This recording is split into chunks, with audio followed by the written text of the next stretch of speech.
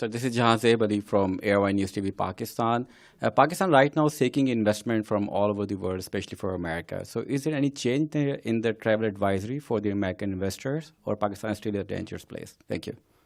On the travel advisory, it's something we evaluate every 6 months. We want to see improvements in Pakistan's security situation so that we can reflect that in a travel advisory. Some of the steps I think that are very important are Pakistan's full implementation of the Financial Action Task Force requirements to counter terrorism financing, to prosecute and seize the assets of members of terrorist organizations. And as Pakistan is taking these steps, it will be reflected, I think, in both the safety and security situation and our ability to look at the travel advisory in the future. Great to have a Fulbrighter in the audience. We're really proud of the Fulbright program, and it's our flagship, largest Fulbright program, and it's created, I think, this great community of Pakistanis and Americans who better understand one another. So I'm delighted that you're here.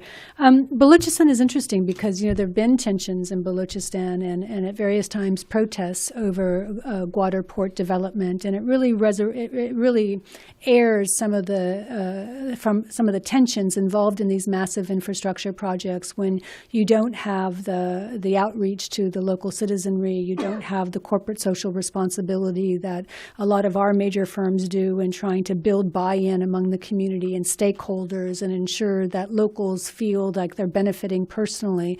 And many of the complications associated with Gwadar, including now the very long-term lease that's been given to the Chinese, the question of how profits are going to be distributed between, Pakistan and China. These are all very real questions that civil society media, need to and should shine a light on.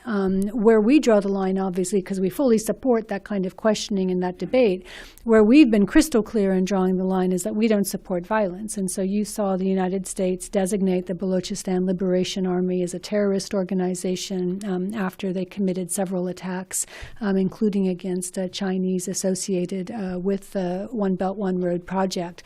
So I think Gwadar is sort of a classic example. It also feeds into Indian anxieties because it's not clear the commercial basis on which Gwadar is being developed.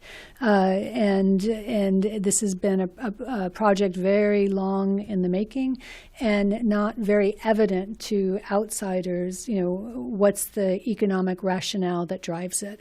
I think India has been crystal clear from the outset that they saw the geopolitical nature of elements of the One Belt, One Road.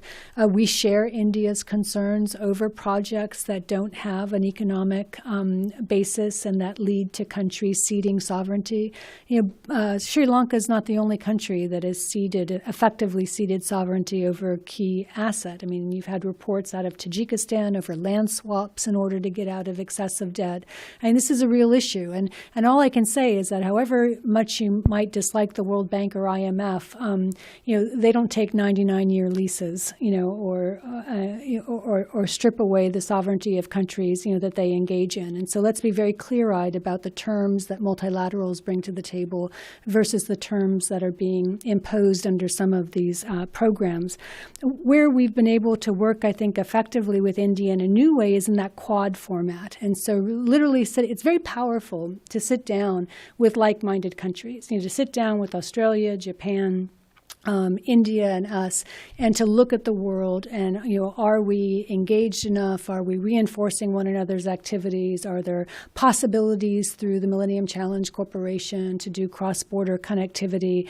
I've been involved with the Quad since we founded it about 2.5 years ago. We just had our first ministerial level Quad. And so I see that as a real strong manifestation of our seriousness in being able to provide realistic alternatives for countries looking for infrastructure.